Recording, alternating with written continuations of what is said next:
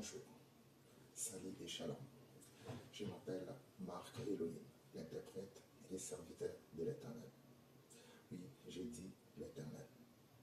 Vous savez, cet adjectif éternel n'est pas, ou ces noms aussi, éternel n'est pas comme tout autre nom.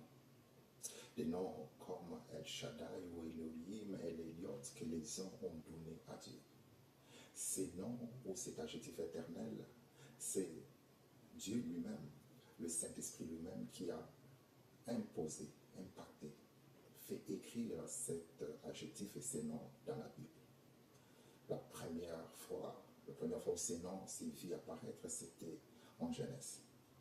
Après avoir Dieu créé toutes choses. La Bible dit, on l'appelait Dieu qui crée, le Dieu qui a créé toutes choses. Et c'est à la fin, lorsqu'il s'est reposé de toute sa création, et là, l'éternel Dieu apparaît, l'adjectif éternel. Oui, l'éternel, c'est ce qui existe, c'est lui qui existe pour l'éternité en éternité. C'est lui qui est au-dessus des systèmes de la création. C'est Dieu éternel, lui qui a créé le ciel et la terre, lui qui a créé le temps et les circonstances, ne peut pas être assujetti ou ne peut pas être dans l'influence ou dans l'impact des choses à laquelle lui-même il a créé le temps et les circonstances. Voilà pourquoi il devient l'éternel Dieu qui est au-dessus des temps et des circonstances, au-dessus de toute la création. Qu'est-ce que l'éternel? Vous savez, cette question ou questionnement aussi a été questionné, a été demandé par Pharaon. Lorsque Moïse vient vers Pharaon lui dire, écoute, les enfants d'Israël devaient partir. Pharaon dit, qui est l'Éternel pour que je puisse l'obéir et que je laisse partir mes esclaves? Retenons ça, les esclaves, le peuple de Dieu.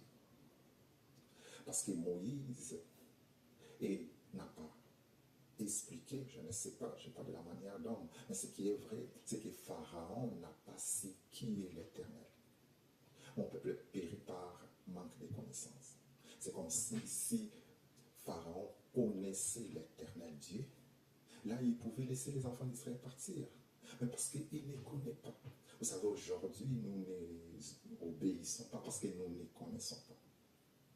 Et mon peuple périt, comme je l'ai dit, par faute de connaissances. Et aujourd'hui, Pharaon et ses acolytes sont en enfer par manque de connaissances de qui est l'Éternel. Mais je vois Moïse, lorsque Pharaon lui demande qui est l'Éternel pour que je puisse l'obéir et que je laisse partir, Moïse répond, il répond dire que c'est un Dieu qui nous est apparu. Moïse, je parle de la manière dont n'a pas répondu, n'a pas donné la connaissance, mais il a dit juste que, voyez, moi aussi je ne sais pas, non, je n'ai pas dit ça, je parle de la manière dont vous comprenez. Moïse aussi dit, mais j'ai vu juste un être qui m'est apparu, qui m'a dit, c'est ainsi que je fais. Ajouter à la foi la connaissance, à la connaissance, la vertu. Point. L'Éternel, c'est lui qui est au-dessus des temps et des circonstances. Lui qui a tout créé, qui les a bien si créés pour les hommes. Mais il est au centre des hommes aussi. Il interagit aussi avec les hommes. Lui qui est éternel, qui n'est pas dans la sphère des temps et des circonstances, mais nous les hommes, nous sommes dans cette sphère des temps et des circonstances. Donc comment connaître ou comment interagir avec ce Dieu qui est au-dessus de notre système? Voilà les questions où il faut se poser, où nous devons nous poser pour servir ces dieux-là. Voilà pourquoi il dit, vos voix ne sont pas mes voix, vos pensées ne sont pas mes pensées. Mais maintenant, il parle à l'Ecclésiaste, il dit ceci, vous portez en vous, vous avez en vous la pensée de l'éternité. C'est comme si Dieu veut aujourd'hui que tout homme qu'il a créé par lui soit aussi éternel comme lui. Même si nous sommes limités dans les temps, mais notre pensée n'est pas limitée. même si nous sommes limités dans les circonstances. Mais notre pensée, lui, n'est pas limitée. Parce que le spirituel est fort, le spirituel est éternel, mais c'est le charnel qui est temporaire. Voilà pourquoi il dit que nous devons avoir en nous la pensée de l'éternité. C'est-à-dire tout ce que nous faisons, tout ce que nous disons, tout ce que nous parlons doit réfléchir l'éternité en dedans. Nous devons parler pour l'éternité, faire pour l'éternité, bâtir pour l'éternité, vivre pour l'éternité, aider les gens pour l'éternité. Nos œuvres ne doivent pas être des œuvres temporaires. Oui, j'ai dit temporaires. Parce que c'est Dieu éternel qui n'est pas assujetti, comme je le répète toujours dans le système des temps et des airs et des circonstances, qu'il pleuve, qu'il neige, qu'il soit la nuit ou les jours, que ça ne soit pas les saisons des pluies ou la saison d'arroser ou la saison d'accueillir, lui vient toujours demander. C'est comme si on travaillait chez un maître qui il paie comme il veut. Tu peux travailler une heure, il te paye pour une année. Et tu peux travailler une année, il te paye pour 10 ans. C'est Dieu à qui nous faisons affaire. Oui, j'ai dit faire affaire, que nous travaillons avec. Vous savez, il y a un jour, Jésus passait et il voit l'arbre qui n'a pas produit. Il dit, l'arbre, pourquoi tu n'as pas produit? L'arbre répond, parce que ce n'est pas ma saison de produire. Et il dit, maudit soit cet arbre. Vous savez, Jésus aussi donne cette parabole. Il dit, le royaume des cieux est semblable à un maître qui loue les ouvriers. Il prend les ouvriers des premières heures aux ouvriers des 11e heures, mais tous, il le paye de la même manière.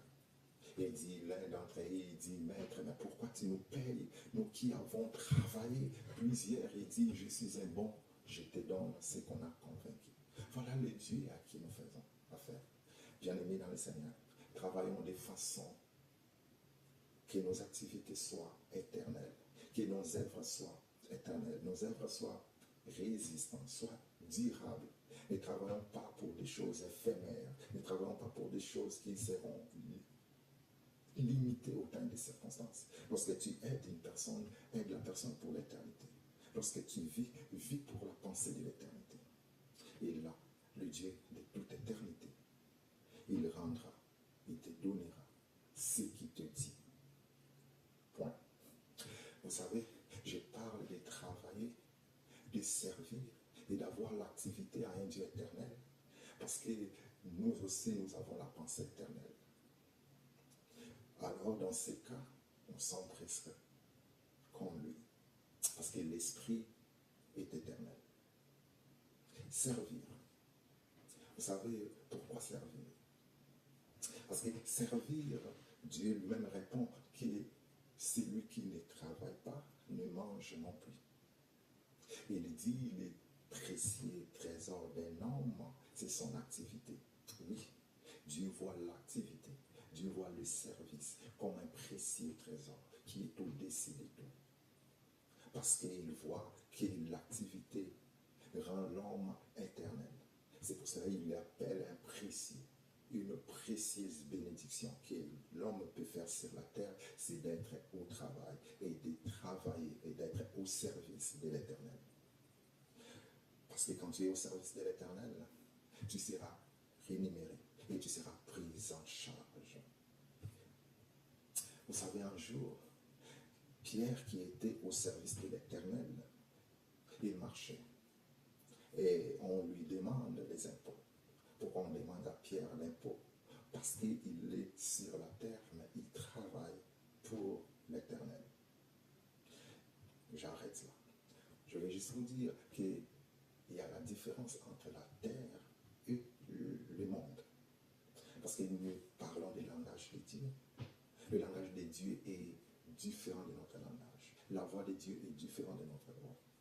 Le Dieu que nous prêchons, que nous parlons, dont nous sommes serviteurs, n'est pas un Dieu de la rousse ou des dictionnaires pour définir qu'est-ce qu'est la terre ou qu'est-ce qu'est le monde.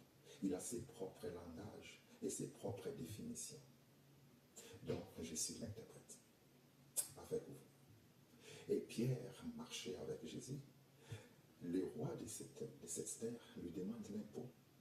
Vous voyez pourquoi?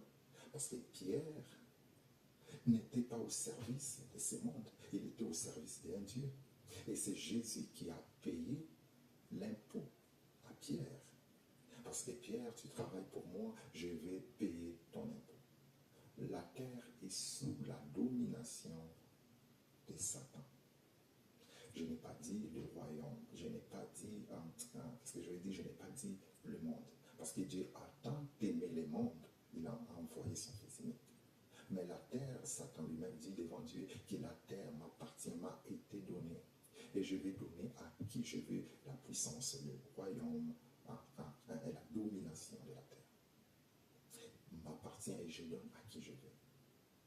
Vous voyez ça? Et là, l'Éternel Dieu a répondu à Satan. Oh, c'est ça, je connais. Et puis, Dieu dit, ok, à César ce qui est à César, à Dieu ce qui est à Dieu. Pierre, je dois payer pour toi l'impôt. On voit la raison aussi à laquelle nous devons travailler pour Dieu. Parce que si nous ne travaillons pas pour Dieu, nous serons des esclaves de ce système. Parce que Satan, je vais juste dire, Satan n'est qu'un système de pensée. N'est pas un être comme nous pouvons le croire spirituel, oui bien sûr, mais c'est un système de pensée, de domination qui régit, qui domine sur la terre, à laquelle tout être qui est sur la terre devait faire face. Mais grâce soit rendue à Dieu, celles-ci qui sont au service de Dieu, et ils seront préservés. Vous voyez, n'est-ce pas? Dieu va le préserver de ces systèmes. Il ne va pas les ôter dans les systèmes. Nous sommes sur la terre, mais nous ne sommes pas de la terre. Nous sommes dans le monde, mais nous ne sommes pas du monde. Mais Dieu va nous préserver. Alors, dans la préservation, c'est au service de l'Éternel. On est préservé si nous travaillons pour l'Éternel. Parce que c'est son argent à lui qui va payer l'impôt. Vous savez l'histoire que vous connaissez bien sûr, l'histoire du peuple Gabaonite, qui est au service de Josué. Et lorsqu'il y a eu un problème de guerre, ils ont fait appel à Josué pour que Josué vienne répondre. Et puis Josué a arrêté le soleil pour le peuple Gabaonite, qui n'était même pas le peuple de Dieu. Juste parce qu'ils étaient au service du temple pour couper le bois et épuiser de l'eau. Couper le bois et épuiser de l'eau. C'est notre langage, l'idée qui doit être interprété. Alors nous comprenons que nous avons en nous la pensée de l'éternité. Et la raison à laquelle nous devons travailler, servir l'Éternel, c'est pour être préservé des dangers et que pour avoir aussi de l'aide qui vient de Dieu. Sinon, nous serons des esclaves. Oui, je dis des esclaves. Parce que sur cette terre, bien aimé, dans le Seigneur, il y a trois systèmes. Il y a être serviteur de Dieu et il y a être esclave du monde. Et puis, il y a être maintenant participant dans le royaume satanique. C'est là où il y a ce qu'on parle de la marque des bêtes. Esclave, lui, il n'a pas même une parole. Lui, on entre chez lui, on prend ses enfants, on lui fait faire des longs travaux, on lui fait faire des choses, parce que c'est un esclave. Et puis, un participant, lui, il va recevoir la marque de la bête. Et les esclaves et les participants de ces royaumes, tous sont les gens qui sont en dehors. Mais ceux qui ont choisi de servir un Dieu éternel, et seront préservés de tous ces systèmes de ce monde. Et ils seront garantis d'une vie en abondance dans l'éternité.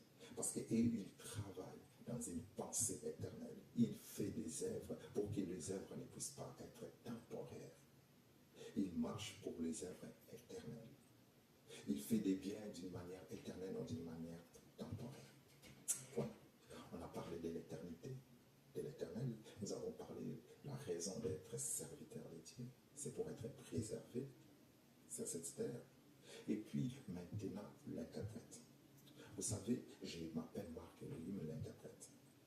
Le langage de Dieu est différent du langage des hommes. La voix de Dieu est différente de la voix des hommes. Notre Dieu, comme je l'ai dit tantôt, n'est pas assujetti au temps et aux circonstances, moins encore au dictionnaire ni la russe. Il a ses propres langages. On appelle ça des langages spirituels. Employons des langages spirituels pour les choses spirituelles.